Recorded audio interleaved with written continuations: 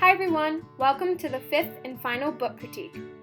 The feature text for this book critique is Owen by Kevin Hankus. This book is about Owen, who absolutely loves his blanket. However, his parents think that he is too old to be carrying around the blanket with him, so they come up with ways to get rid of it. I chose Owen as the feature text because I think many young children can relate to a situation like this.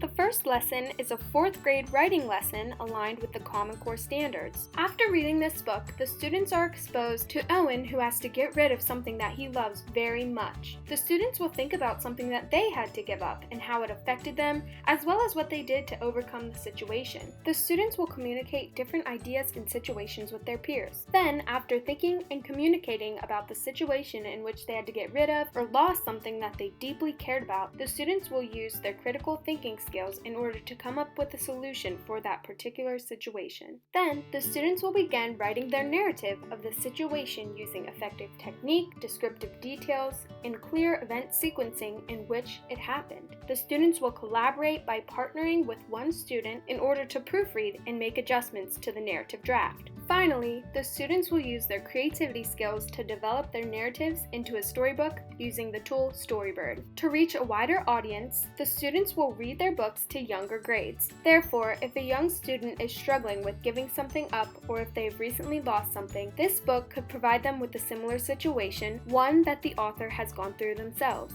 Here's an example of Storybird. As you can see, the author has many different illustrations to choose from. Then they can develop their storybook and add different text and pictures. This book is about a student who ends up moving and has to give her cat away to a better home. The student provides readers with a solution to the situation, as well as an explanation as to how she overcame it, which would be very helpful for someone in a similar situation. Next is a 1st grade science lesson aligned with the Ohio Learning Standards. After reading Owen, the students would know that Owen took his blanket absolutely everywhere with him. Therefore, he was putting the blanket in motion. I will begin the lesson by discussing with the students how Owen set the blanket in motion by pulling it. In groups of 2, the students will collaborate in order to come up with a demonstration of putting something into motion by either pushing or pulling. Then, the students will communicate with one another in order to determine the boundaries that will be set in terms of how hard or easy the force placed on the objects will be. The students will think critically about how the demonstration will affect and be necessary for other students to know. The students will then put their creativity on display as they carry out the demonstration that they have created of force and putting something into motion. Students will record their demonstration in 15 seconds or less using Flipgrid. This will serve as a playground safety video that is shared on the website for a wider audience to access.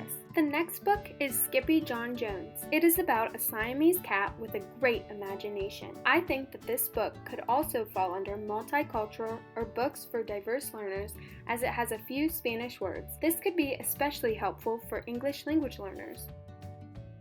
Next is The Story of Jumping Mouse. This book is a Native American legend retold and illustrated by John Steptoe. It is about a mouse who sets off on a journey. It provides great themes of helping others in need and never giving up hope. The Good Egg is a great book that will help students to be accepting of not only those around them, but to be accepting of themselves as well. I absolutely love the colorful and exciting illustrations within this book. Next is The Glorious Flight. This book is about one man's historical flight across the Channel. After trial and error, Blériot made it from France to England. I think that this is a great book to present this time in history to children.